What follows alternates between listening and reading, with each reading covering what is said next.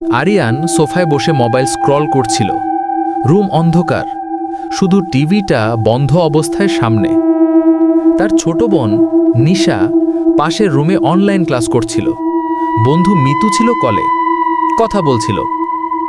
হঠাৎ টিভি নিজের থেকেই চালু হয়ে গেল। রিমোট আরিয়ানের হাতেও ছিল না।